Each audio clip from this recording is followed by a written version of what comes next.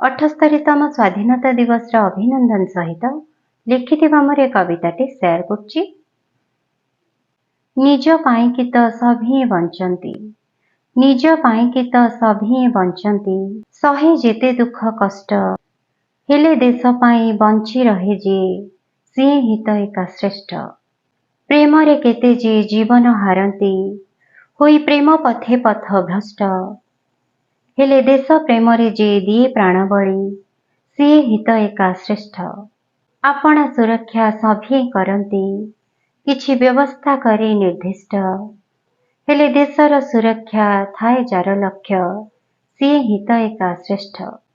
ଜନ୍ମ ହୋଇଥିଲେ ମୃତ୍ୟୁ ସୁନିଶ୍ଚିତ, ଏହି ସତ୍ୟଟି ତ ଚିର ସ୍ପଷ୍ଟ, ହେଲେ ମୃତ୍ୟୁ ପରେ ବି ଯେ ବୋଲାଏ ଅମର, ସିଏ ହିଁ ତ ଏକା ଶ୍ରେଷ୍ଠ।